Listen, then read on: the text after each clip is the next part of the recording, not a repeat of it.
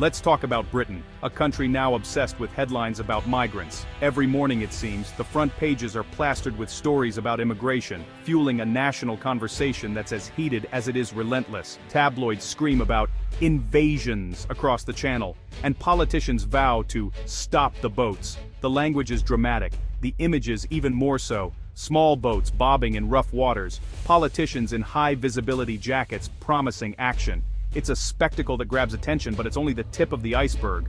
But the real story isn't the boats. It's what happens after people arrive. Once the cameras turn away, the real challenges begin, and the headlines rarely capture the complexity of what unfolds next. When asylum seekers reach the UK, they need somewhere to stay while their claims are processed.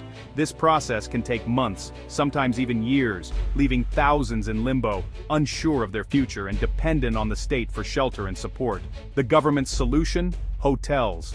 Thousands of them, all over the country. From seaside resorts to motorway inns, hotels have become makeshift shelters, often in towns that never expected to play host to such a crisis. This isn't a luxury vacation, it's a chaotic, eye-wateringly expensive system.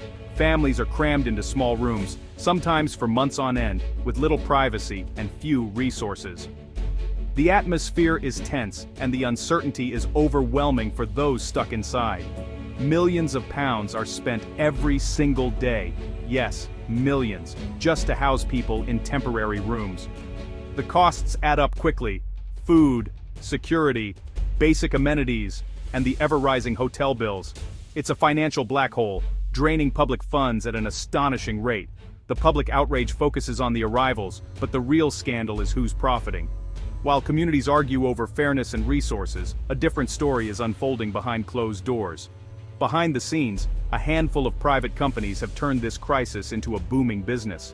These firms, often with little experience in social care, have landed lucrative government contracts to manage the hotels and logistics. They're the middlemen, raking in government contracts while the system buckles under mismanagement.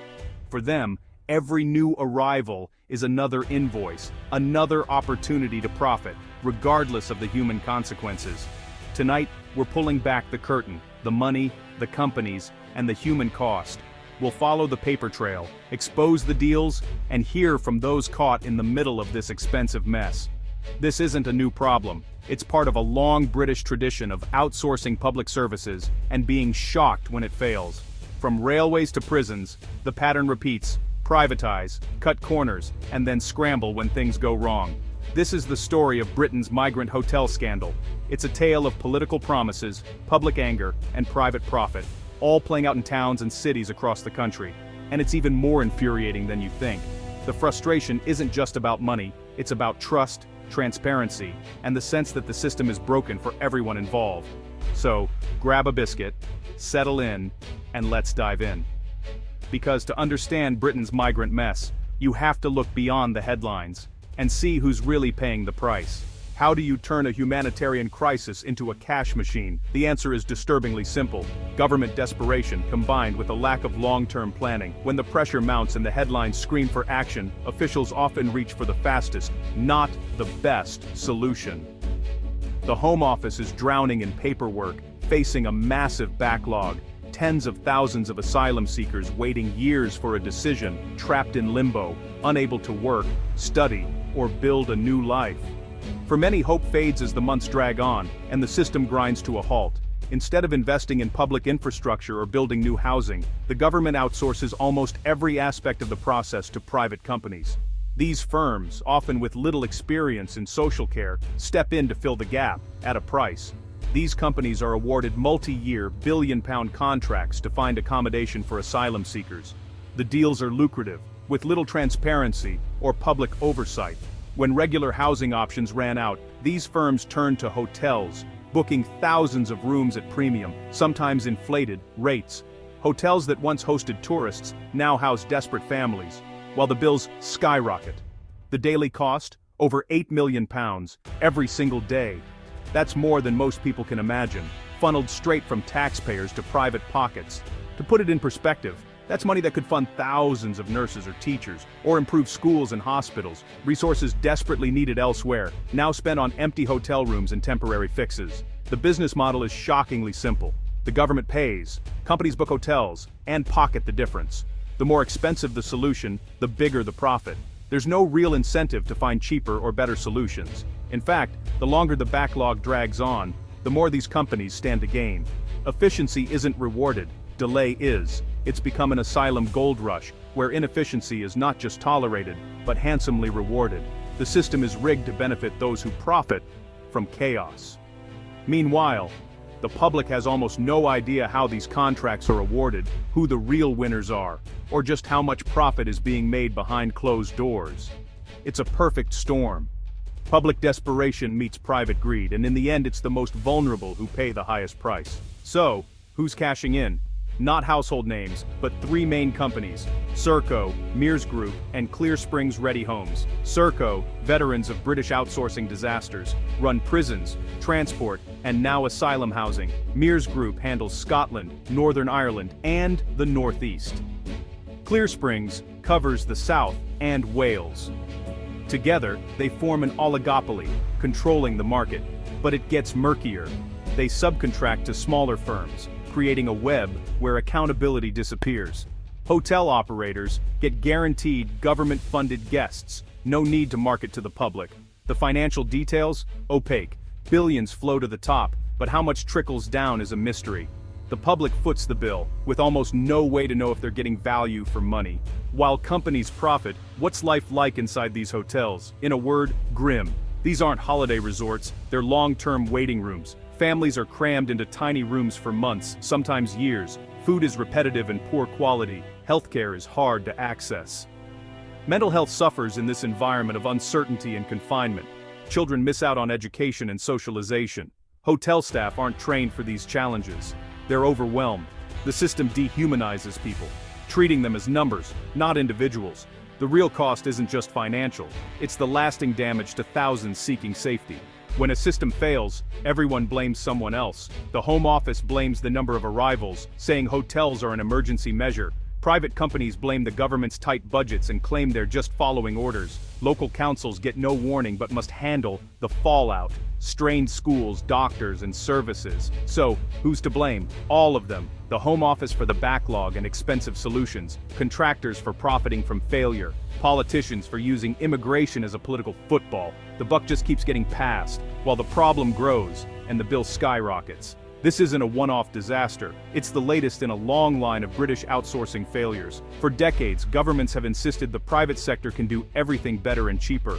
The results? Catastrophic failures in prisons, security, and public transport. Private companies aim for profit. Public services should aim for people, but profit means cutting costs, often at the expense of quality and dignity. The asylum hotel mess is just the latest example. The government has become a contract manager, not a service provider, losing control and accountability. This is the predictable result of a failed ideology.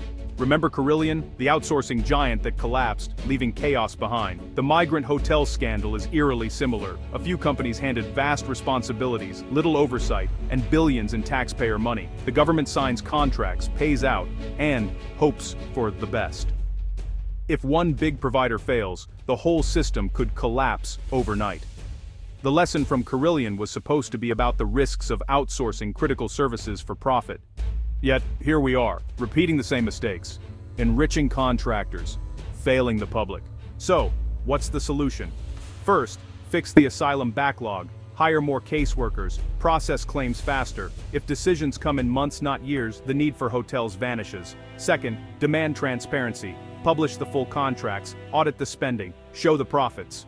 Third, end the addiction to outsourcing, rebuild public sector capacity, work with non-profits and local councils, keep public money in public hands, not shareholder pockets. Finally, enforce accountability, penalize companies that fail, and hold politicians responsible for mismanagement. Until there's a price for failure, nothing will change. The UK's migrant hotel scandal is about more than just the small boats crossing the channel or the headlines that dominate the news. It's a story that goes much deeper, revealing cracks in the very foundation of how the country handles those seeking refuge and a better life. At its core, this crisis is about political failure, unchecked corporate greed, and the staggering waste of public money. Politicians argue endlessly, but real solutions remain elusive, while private companies profit from a broken system. The government, instead of taking responsibility, chose to outsource the problem. They handed out blank checks to private contractors, often with little oversight, and then looked away as costs soared and standards slipped. The result? A system that drains the public purse while trapping vulnerable people in limbo, forced to live for months, sometimes years, in cramped hotel rooms with no certainty about their future. This isn't just a policy failure, it's a profound moral failure. The human cost is visible in the faces of those left waiting, and in the growing frustration of communities demanding change. The companies involved are simply responding to the incentives set before them. They're not the root cause. The real issue is a government that has created a system where failure is not just tolerated, but rewarded. This is not an isolated incident or a one-off mistake. It's a symptom of a public sector that's been hollowed out by years of cuts, and a blind faith in outsourcing that has left essential services in disarray. The consequences are everywhere. Shuttered public buildings, empty government offices, and a paper trail of failed contracts that have cost taxpayers billions. The solution is clear, but it requires real political will.